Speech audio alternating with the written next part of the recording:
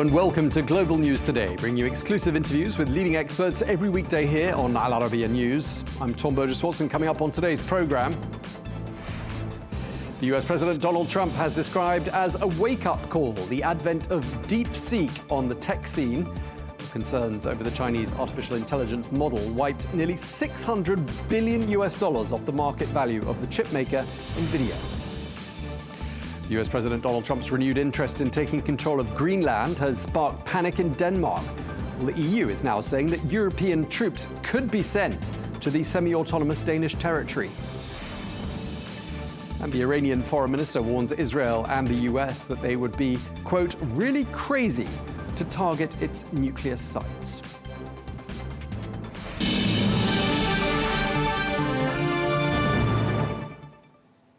Hello and welcome to the programme. We begin with the latest on the emergence of DeepSeek, which has sent shockwaves through global markets.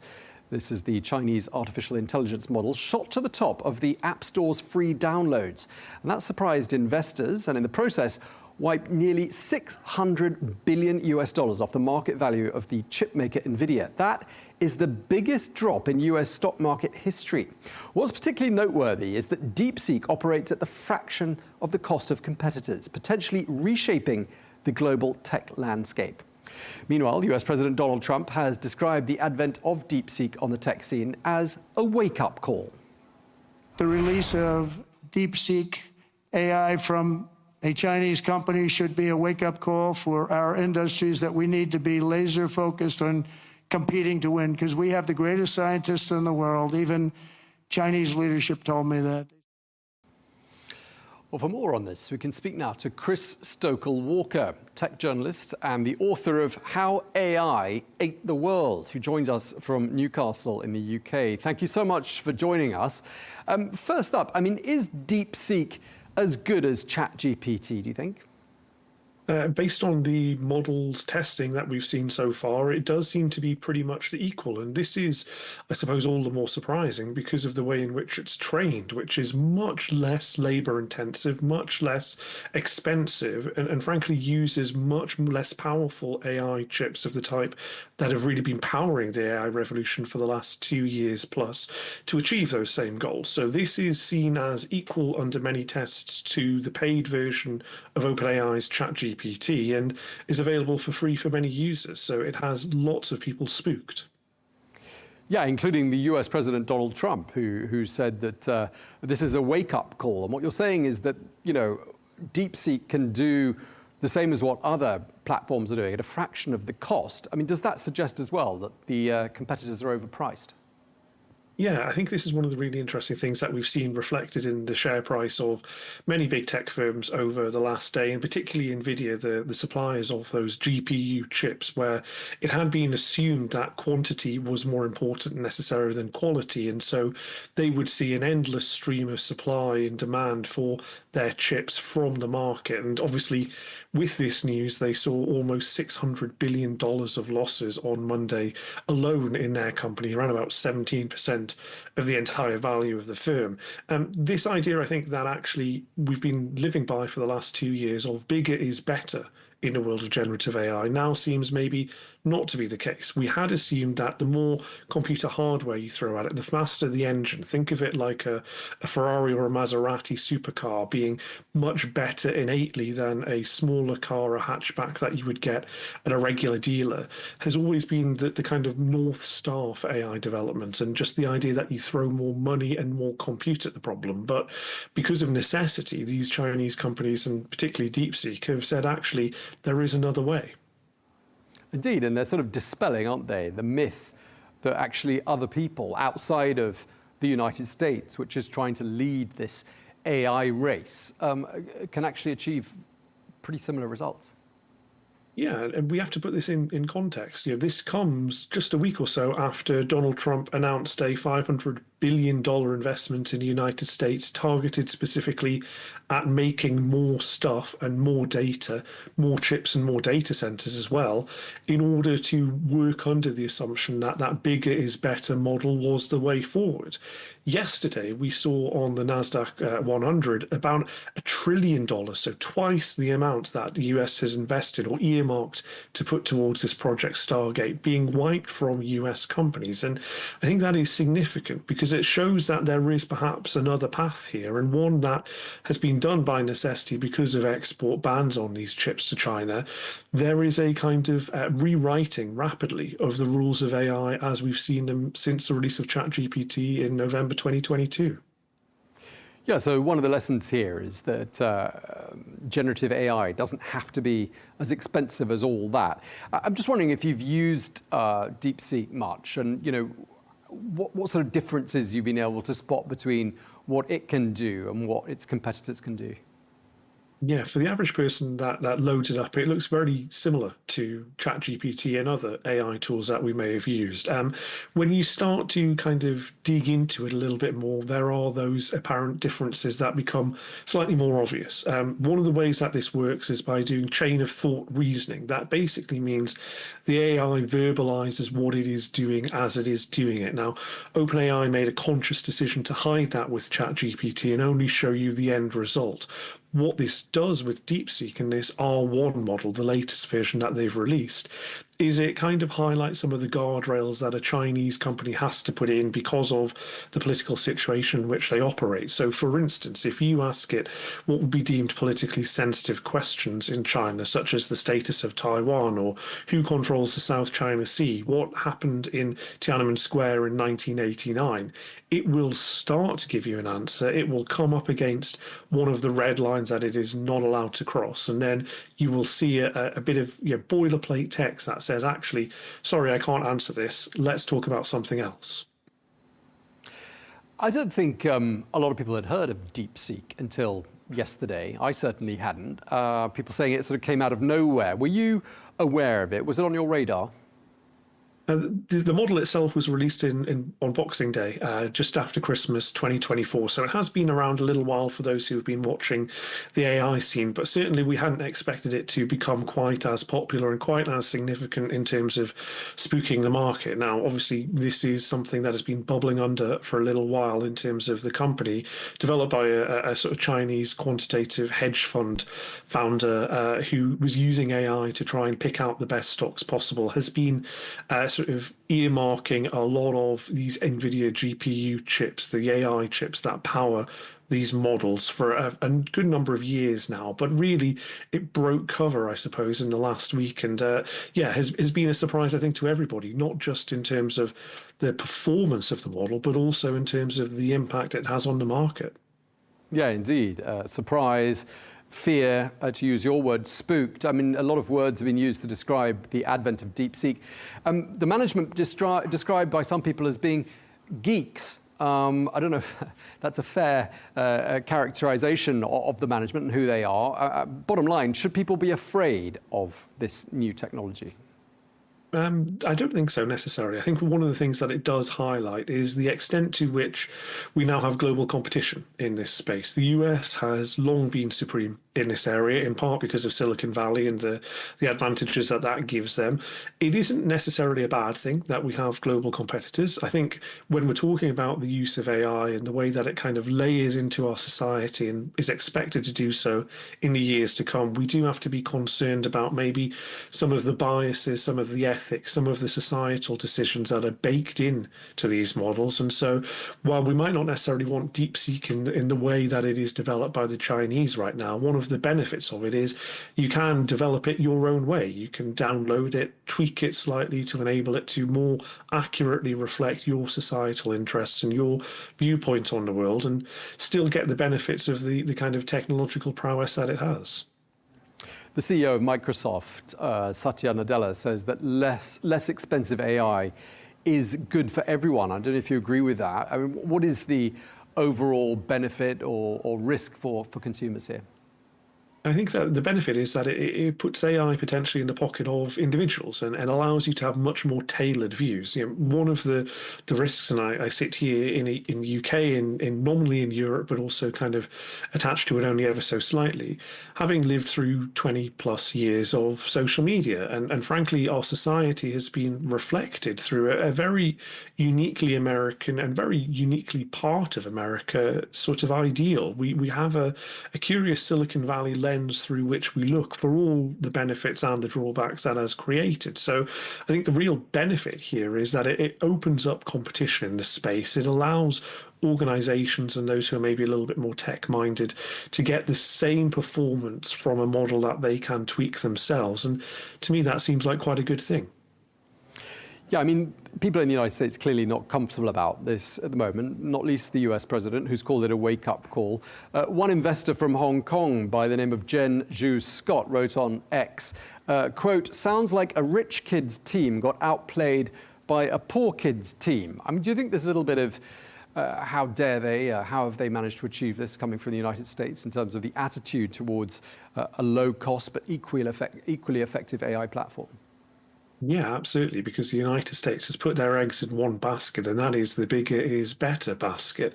We have seen, I suppose, and it's impossible to ignore the fact that geopolitics is always tied up in big tech. Similar issues around, for instance, TikTok, an app which was originally based in China, then grew into a much more international and global facing one. Some people are deeply uncomfortable with the fact that that became the first true global app that was not based in Silicon Valley in our digital social media era. And I think we're seeing a sort of similar discomfort here with DeepSeek, because this is the first model that isn't really speaking with an American accent. And there are worries that actually all of this stuff that has been going on over the last 2 years, the trillions of dollars of investment, the hugely hyped cycle of AI and the company valuations that have been stratospheric in that time, may all be punctured by a small upstart company that is frankly doing things a little bit differently.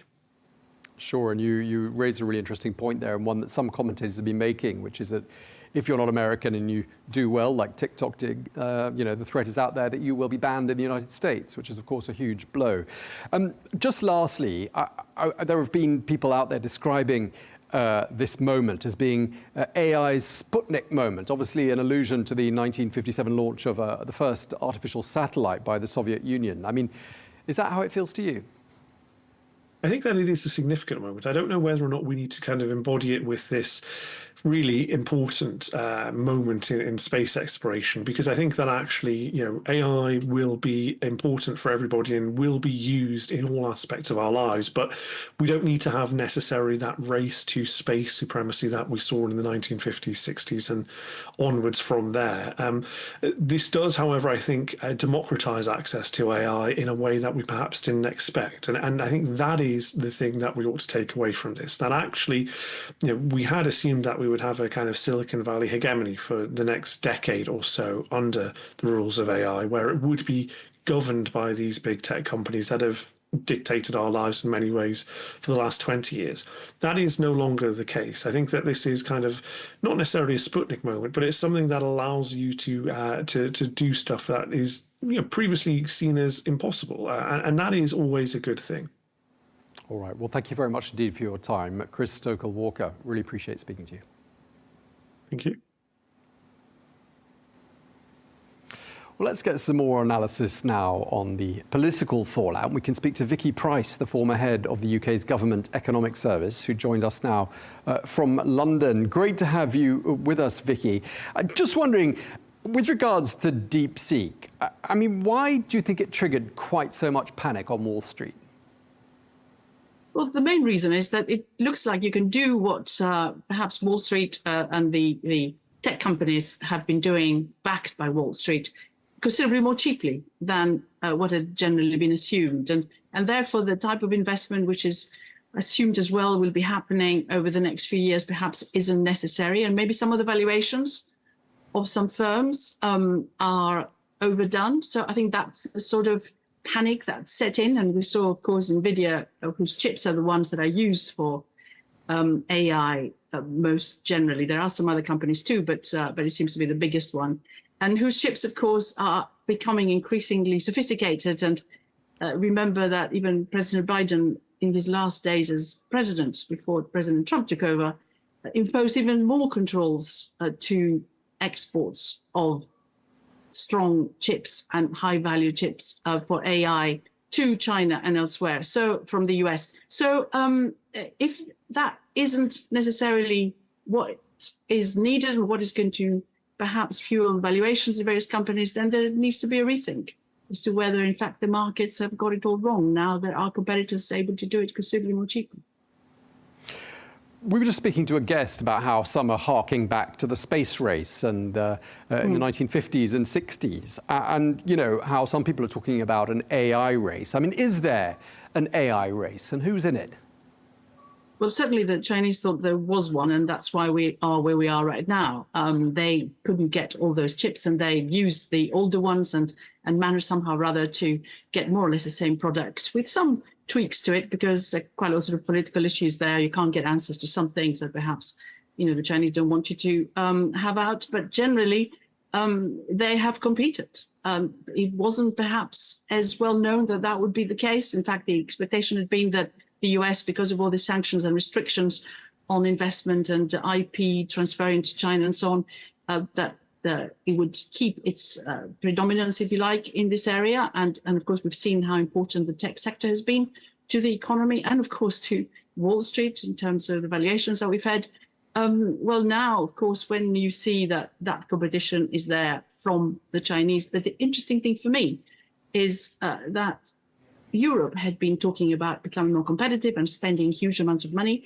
If you can become more competitive, or at least do the same things that perhaps others can do as well, and use it in your industry and elsewhere to improve productivity by spending an awful lot less, then perhaps it becomes a real competitive environment, because it didn't look, certainly from the European perspective, as being very competitive. And countries like the UK outside the EU and trying also to have a reasonable relationship with the US would find themselves, or had found themselves, slightly isolated in that respect. So actually, it's good news. Perhaps it will encourage more competitiveness in this area in the future. So yes, the Sputnik moment, we realize that there are others who are there as well. Should we do better?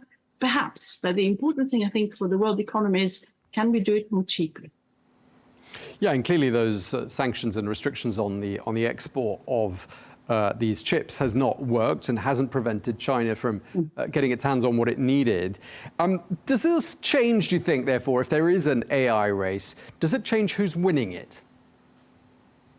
Yes, it might do. But the interesting thing is, of course, that the chips that are being used in the US are more advanced. So the Chinese are coming to this now, having used sort of older ones. But there's been a lot of development, and there will be more.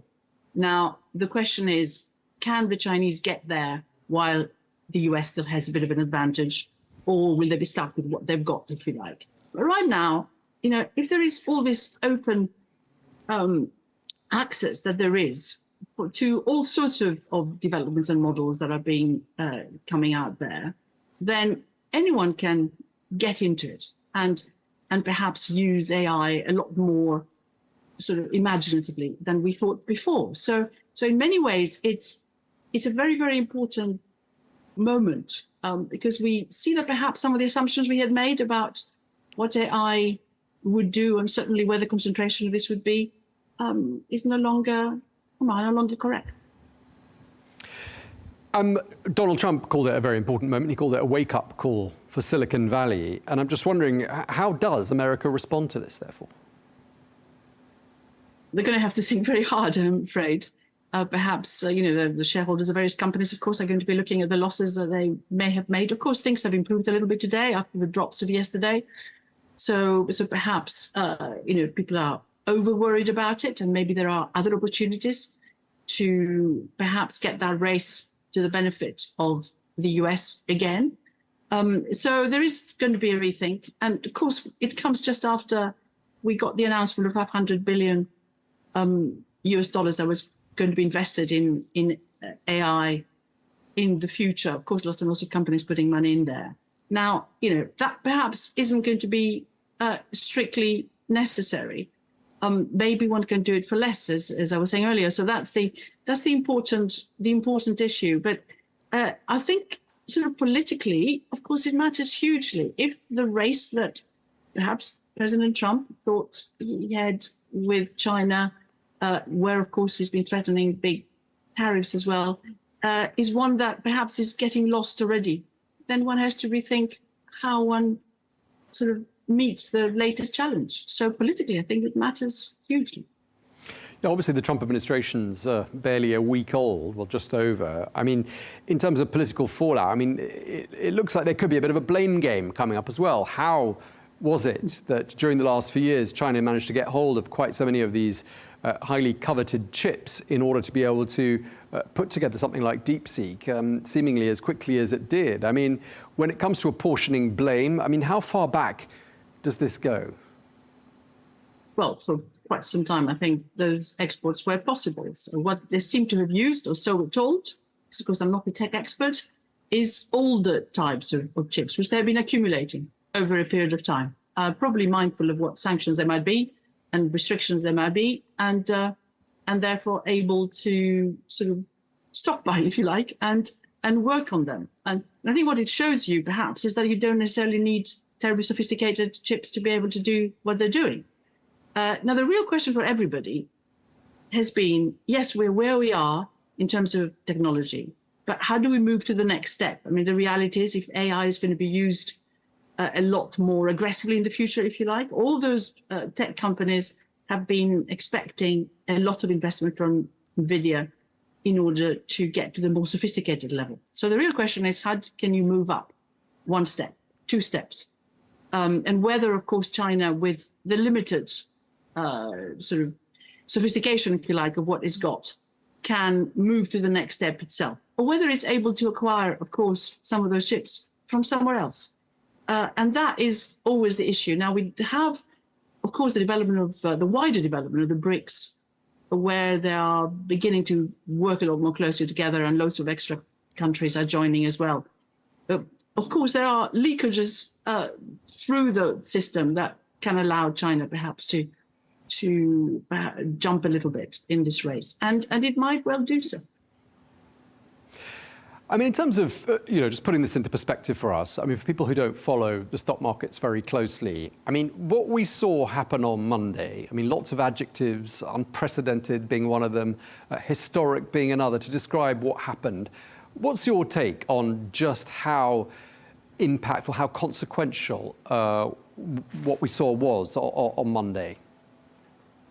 Well, we saw a very substantial drop in NVIDIA's shares values, and of course that wiped something like $500 billion from its valuation. So that's big. But of course, we fed volatility a number of times in the market. It is actually a market that goes up and down, perhaps a lot more than the sort of blue chip market. And we've seen, in fact, the blue chip stocks staying pretty firm, in fact, going up yesterday. So really, it is the tech sector where the emphasis is. However, those firms are now so big that they form very much part of what shareholders and pension funds and everyone else are focusing on as part of their overall portfolio.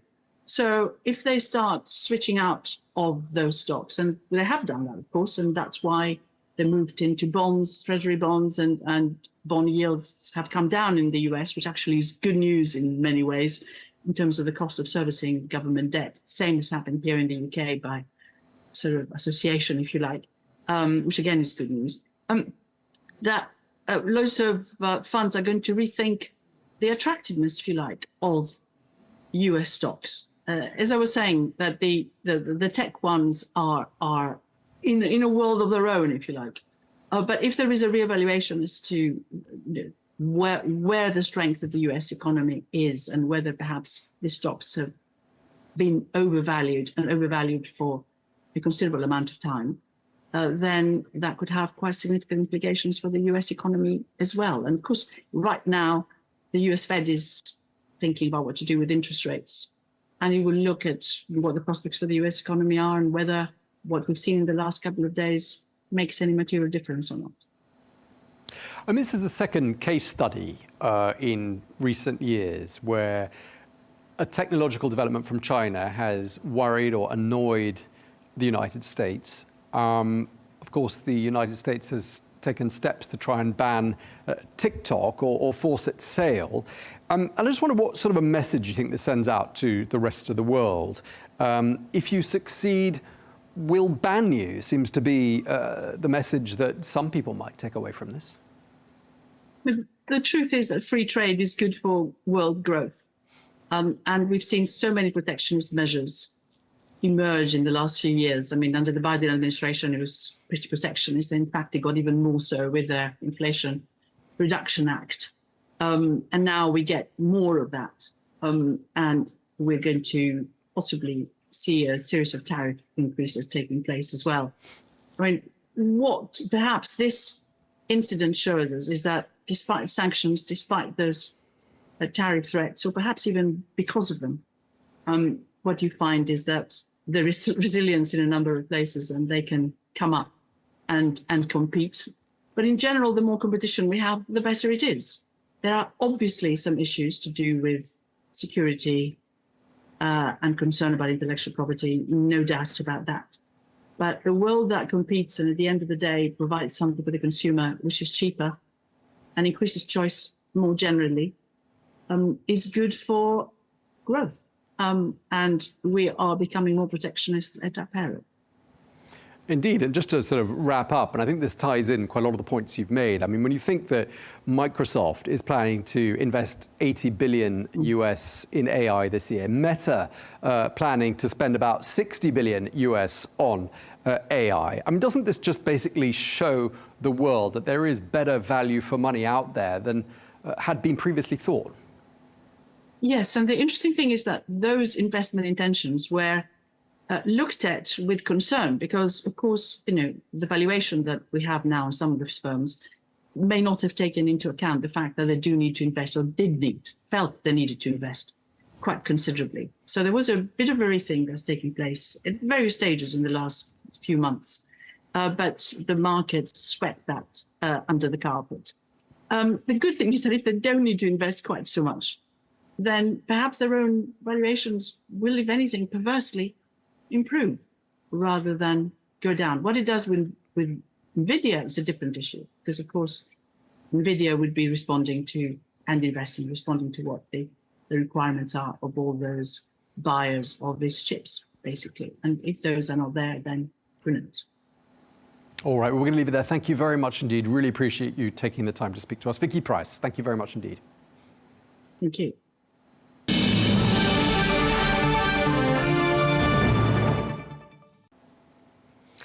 In other news, there are growing concerns in Denmark and more broadly in Europe about President Trump's interest in taking control of Greenland. Well, Greenland is a semi-autonomous territory within the Kingdom of Denmark. Well, the Danish Prime Minister has today been meeting with European leaders and the NATO Secretary General in a bid to drum up support and discuss next steps. Meanwhile, Copenhagen is set to spend some $2 billion to bolster security in the strategic Arctic region. The EU is saying that European troops could be sent to Greenland. Well, Denmark's scramble to ramp up security in Greenland follows a fiery phone call between President Trump and the Danish Prime Minister over his demands to acquire Greenland. Well, speaking on board Air Force One this weekend, President Trump says he's pressing ahead with those plans. Let's take a listen.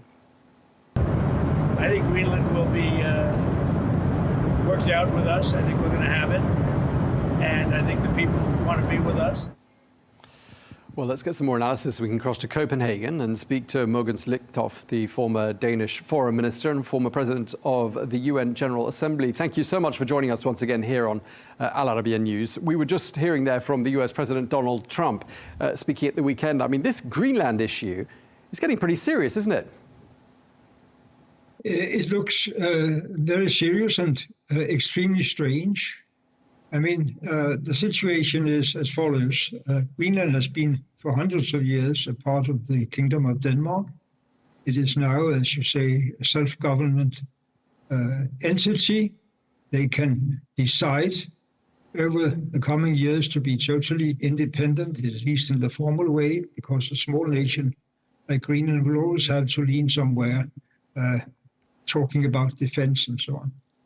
And the situation has been since World War II that the United States has been present militarily in Greenland as much as they wanted to, actually. They have the Pacific space base in the northern part of Greenland now. They have voluntarily retreated from other places. But it's obvious that Denmark cannot alone defend this huge, huge territory of ice-capped land that Greenland is. So if the President of the United States wants more military presence, not only from Denmark, as you have just decided to present, but from himself, the door is open. If the United States wants to invest more in mineral resources in Greenland, the door has been open for a long time, but it's not that easy. Several companies have tried and given up. But what we cannot do, of course, is to secede the island of Greenland to the United States. It has to be decided by the people living in Greenland, and right now in coordination with the Kingdom of Denmark, where Greenland is a part. Interesting to see that the Danish Prime Minister, Mette Frederiksen, has been turning to European allies for help with regards to Greenland. I mean, what can Denmark's EU allies do? Well, first of all, again, it's extremely strange and worrying that an allied country, a small country that has been staying beside the United States for nearly 8 decades, is presented with such kind of claim, it seems to be, to just give part of our territory away to the US. Secondly, there is no meaning of any kind of military takeover because the Americans are already there. There's no kind of logic in threatening with economic tariffs against Denmark because Denmark is a part of the European Union. It would be an attack, a trade war attack against the whole European Union. So what will the Americans, what does President Trump want to do? I don't know. But it seems after his son, Donald Jr., visited Greenland with some people a week ago, that they have an intention in one way or another to involve in elections with a huge amount of influence and money, with elections in Greenland about the future status of the island. And that's a little frightening also. That reminds me personally about Russian involvement in elections in Moldova and elsewhere. I mean, there are some suggestions, and these are being touted today because your Prime Minister has been talking to European leaders, meeting the NATO Secretary General. There are suggestions that Europe could dispatch troops to Greenland. Could that really happen? Well, Greenland is a part of NATO, and Greenland is in a certain way associated, but not member of the European Union. And of course, it's part of the territory of Denmark. And if European countries would be asked and willing to do that, it's a possibility, of course. But that would be more or less of a symbolic gesture. I haven't heard of anyone actually discussing that right now. But Donald Trump himself, if we listen to some of what he's been saying, he says, we're going to get Greenland. And when he was asked if he'd use military force, he said he wouldn't rule it out. So, I mean, a military option is not entirely off the table, is it? No, the strange thing is that military force is deployed already from the United States in an agreement signed back in 1951, and they could deploy further forces on other places where they have had bases before. But the international law question here is it possible to think of a big ally taking over a part of the territory of a small ally?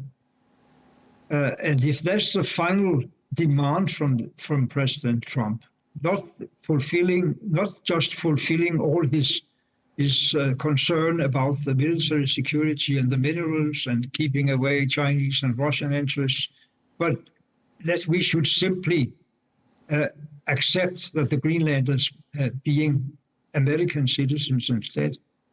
That is, as I understand it, I'm not representing the Danish government, but as I understand it, totally impossible to even think about, neither in Copenhagen nor in any European capital. It's really interesting hearing what your Prime Minister has said about her conversations with President Trump. She described one telephone conversation, well, this is an unofficial source, I should add, that described this conversation as having been, quote, horrendous. The same source said that Donald Trump is serious and the situation is potentially very dangerous. We've also heard President Trump mocking Denmark and suggesting you wouldn't be able to defend the island of Greenland anyway. I mean, how much of a stir is all of this creating in Denmark? Is this national news, or are people trying to brush this to one side and ignore it somehow? It is indeed national news. And I think a lot of people who have also personally been very much aligned with that the United States was our greatest, most important ally, are simply unable to understand this kind of behavior towards a small allied nation. And you also have to realize that the Greenlandic people, which is mainly Inuit, but also very much interrelated with Danish people, 1/4 at least of the Greenlandic nation is living in Denmark. We have common citizenship. We have very, very long time, hundreds of years of bilateral relations and family relations. So it's not a thing to demand of the Greenlanders that they should go away from that connection with Denmark, even if they were independently governing themselves. It must be, as the Prime Minister, both in Denmark and in Greenland, have said repeatedly, it has to be the Greenlandic people themselves that desire their future. Denmark is not going to keep Greenland inside the Kingdom of Denmark if they don't want so. We have already made the script for if at some point the Greenlanders want to be totally independent, they can choose to do that. But I think most people will say that's a process that will be some years ahead to be defined. And just lastly, I mean, when people analyze this on the news and on the radio in Denmark, I mean, are people coming up with theories as to why Donald Trump is doing this? I mean, does President Trump, they say, perhaps have a strategy here? And, you know, he's a negotiator, he likes to negotiate a deal, and perhaps he's got these far-reaching demands, but the idea is really to meet halfway. I mean, what sort of theories are people coming up with? Well, the problem is on the issues raised by the president, it's open. It is something you can. Well, the door is already opened. You didn't want to make any force to go through that door. But if the ambition is that on the globe in the future should be written on the 2.3 square kilometers of ice cap in Greenland, United States of America, it's not a thing that any Danish government would be able to negotiate. Okay, well, thank you very much. We really appreciate you taking the time to speak to us. Mogens Lykketoft, thank you very much indeed. Thank you.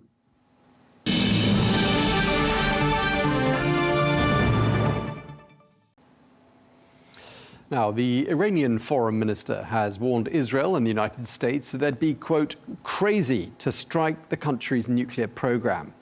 He added that Tehran would retaliate with a forceful response. Well, he made those comments in an interview with Sky News. Well, this comes as some in Israel express hopes that Donald Trump's return could lead to a strike on Iranian nuclear sites. But the US president has made it clear that he prefers a diplomatic approach. Well, Trump's first term saw the US withdraw from the Iran nuclear deal. Meanwhile, Iran is insisting that its nuclear program is strictly for civilian purposes. And its recent return to high levels of enrichment has been raising concerns, though, amongst some Western governments.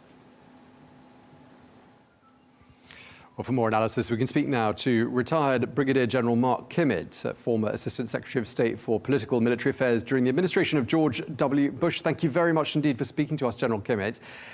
Let's just start by talking about what we've been hearing from Tehran. The Iranian foreign minister saying that he doesn't think the US or Israel will attack his country's nuclear facilities. He called the idea crazy. I just want to get your opinion. Is the threat of such an attack real, in your opinion? Well, I certainly believe that both the United States and Israel have the capability, number one, to attack, and number two, to make a significant hit on those facilities, probably one that would set their program back by years. Now, in terms of capabilities and intentions, those are two different things. So, yes, the United States does have the capability, whether it has the intention or not, to conduct attacks. That really is in Iran's court, not in the United States. Why do you say that? Well, simply, the Iranians appear to be hell-bent on developing a nuclear weapon. Now, it's clearly the case that every president since the Iranians have started the nuclear programs have been very declarative that Iran will not have a nuclear weapon. It becomes a greater threat to the region, and even more so, it would start a nuclear arms race in the region that could very well spin out of control. So the policy of the United States remains that Iran should not have a nuclear weapon in their hands and will take the necessary action to prevent that. Yeah, and we've heard President Trump talking about a renewed, quote, maximum pressure campaign on Iran. I'm just wondering what you think he might have in mind, apart from what we heard from the Iranian foreign minister, who seems to suggest he might be planning an attack. Well, first of all, I think that it would be the position of President Trump that we're going to use every available tool before resorting to the military option. But let's just take one hypothetical. Right now, Iran's economy is very much in a shambles. The only thing that's truly keeping it afloat is oil exports going to countries that provide it with hard currency. One can only imagine what would happen if there was a blockade inside the Arabian Gulf to prevent the Iranian oil from getting out and into the open market.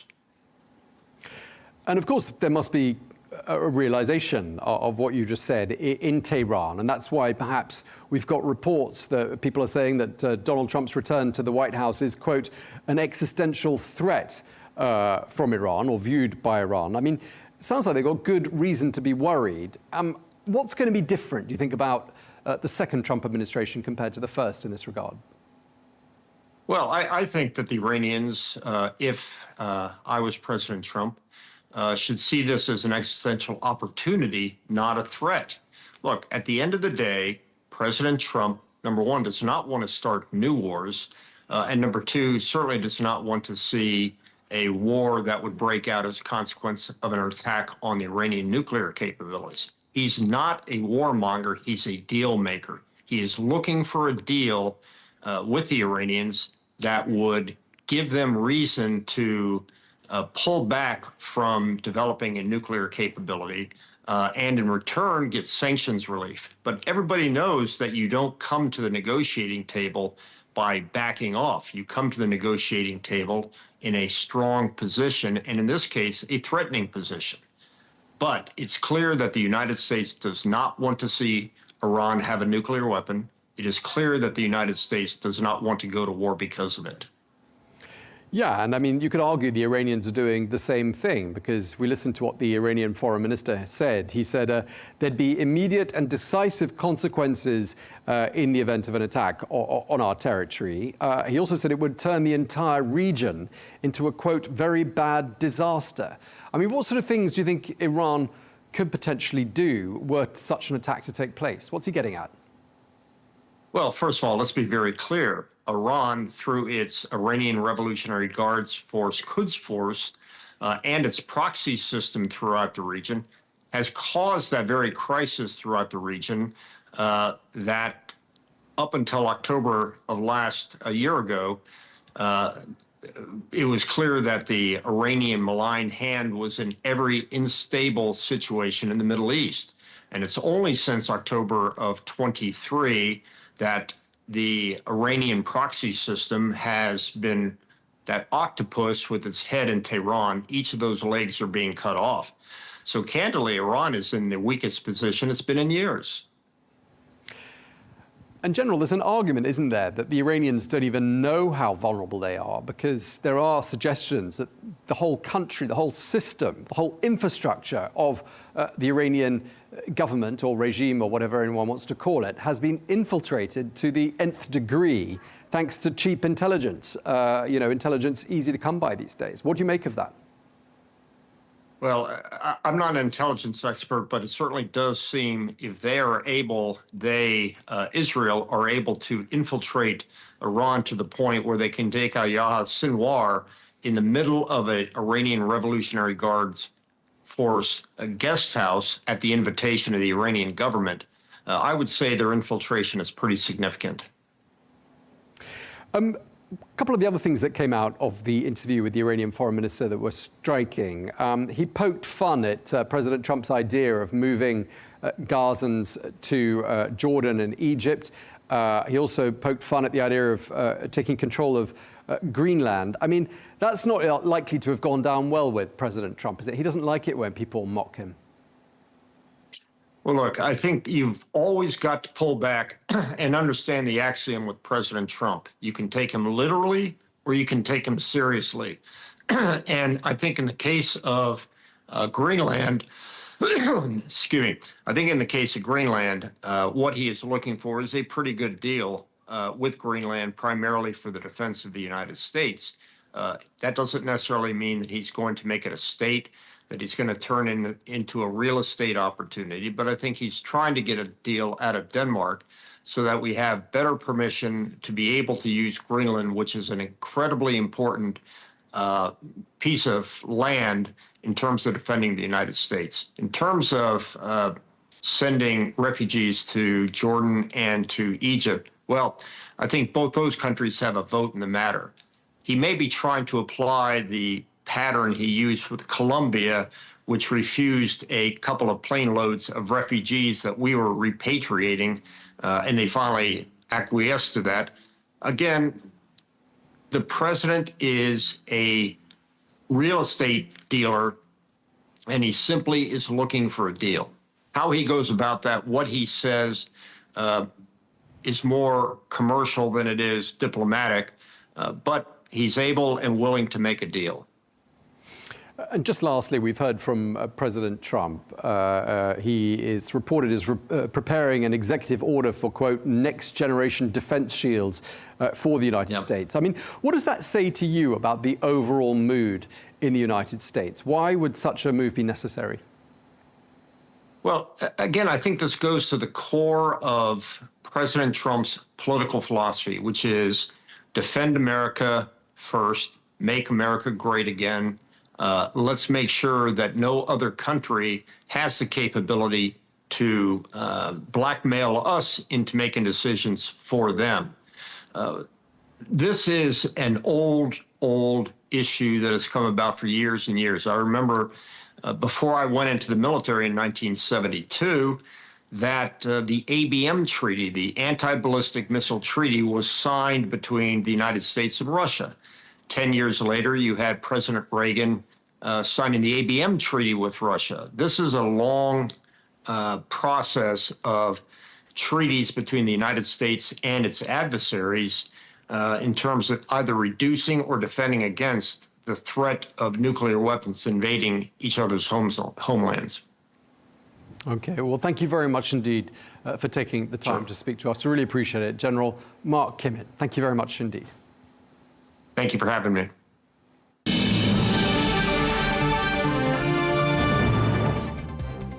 That is all we have time for on Global News today. Thank you very much indeed for watching. Be sure to join us again tomorrow for more exclusive interviews. Until then, goodbye.